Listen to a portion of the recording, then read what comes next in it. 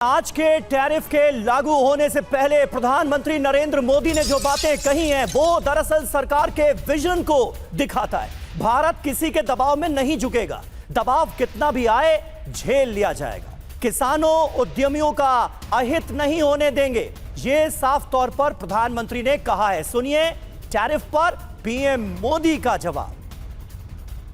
दुनिया में आर्थिक स्वार्थ वाली राजनीति सबको अपना करने में लगा है। उसे हम भली भांति देख रहे हैं। मैं आपको बार बार वादा करता हूं, मोदी के लिए आपके हित सर्वोपरि है।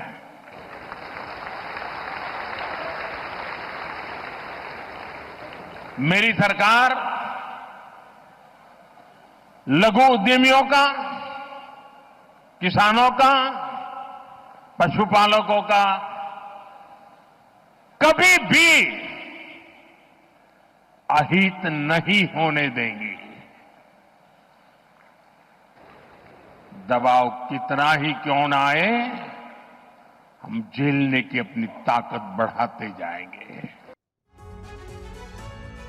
तो डोनाल्ड ट्रंप को और अमेरिका को संदेश बिल्कुल साफ है। प्रधानमंत्री नरेंद्र मोदी के इस मैसेज में भारत कैसे इस टैरिफ थ्रेट को निपटाएगा, हमारे पास ऑप्शन क्या है ये देखिए। अब हम आपको बताते हैं एक एक करके।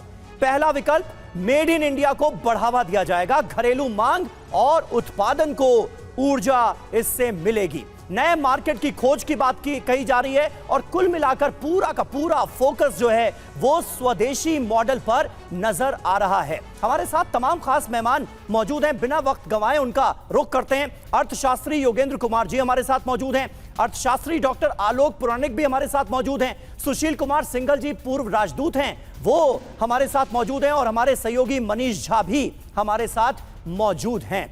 आज शुरुआत मैं योगेंद्र जी आपसे ही करना चाहूंगा, क्योंकि एक तरफ 50% टैरिफ का भय दिखाने की कोशिश, वो डर दिखाने की कोशिश, और दूसरी तरफ प्रधानमंत्री का जवाब, स्वदेशी पर पूरा का पूरा फोकस, और साथ ही साथ जीएसटी रिफॉर्म करके ये बताने की कोशिश कि भारत कर क्या सकता है। क्या यही माकूल जवाब है इस टैरिफ थ्रेट का? देखिए, सबसे पहले मैं ये कहना चाहूंगा कि आज अगर हम इंडिया के पर्सपेक्टिव में देखें तो एक चीज़ जिसके ऊपर पूरा भारत और हमारी जो लीडरशिप खड़ी है वो है इंडिया की रेजिलियंस। और अगर हम लास्ट 5 इयर्स के अंदर देखें, स्टार्टिंग फ्रॉम मिलिट्री रेजिलियंस, जिसमें हमने देखा कि हमने कैसे चाइना को काउंटर किया है, उसके बाद डिप्लोमेटिक रेजिलियंस, जब ऑपरेशन सिंदूर के दौरान तक जो है इंडिया के ऊपर जिस तरीके से भी बातें कही गई कि मीडिएशन यूनाइटेड स्टेट्स ने करके और उस चीज़ को रुकवाया है, उसमें इंडिया ने अपने स्टैंड पे जो है वो कायम रहे। आज जो टाइम है वो है इकोनॉमिक रेजिलियंस का, और उसमें हमें कई पर्सपेक्टिव्स को बहुत ध्यान से समझना भी पड़ेगा और देखना पड़ेगा। उसमें सबसे ज़रूरी चीज़ हो जाती है कि एक बिलीफ प्रोसेस सबसे ज़्यादा ज़रूरी है कि इंडियंस को ये बिलीफ रखना है कि वो इस दुनिया के अंदर अगले एक डिकेड के अंदर जो है एक फास्टेस्ट ग्रोइंग इकोनॉमी जो है वो रहेंगी। और अगर हम ट्रैक रिकॉर्ड भी देखें, इस टाइम वर्ल्ड के अंदर जो 3 बड़े ग्रोथ इंजन्स माने जाते हैं, starting from India, United States and China, इन तीनों में जो rate of growth of GDP है वो इंडिया का सबसे हाईएस्ट है एट 6.5%, फॉलोड बाय चाइना जिसका बिलो 5% है और यूनाइटेड स्टेट्स का बिलो 3%। तो मेरा ये मानना है कि इस टाइम बहुत ज़रूरी यह है कि गवर्नमेंट को एक अपनी तरफ से जो सपोर्ट सिस्टम है उसको जो है उन्हें अपने तरीके से, चाहे इंफ्रास्ट्रक्चर डेवलपमेंट है, चाहे इंडस्ट्री को सपोर्ट करने की बात है, उसमें जो है। और इस वजह से पीएम मोदी लगातार बयान भी दे रहे हैं कि हमें दबाव भले ही ट्रंप बनाते रहे लेकिन क्षमता बढ़ानी होगी झेलने की, और कहीं ना कहीं हिम्मत दे रहे हैं।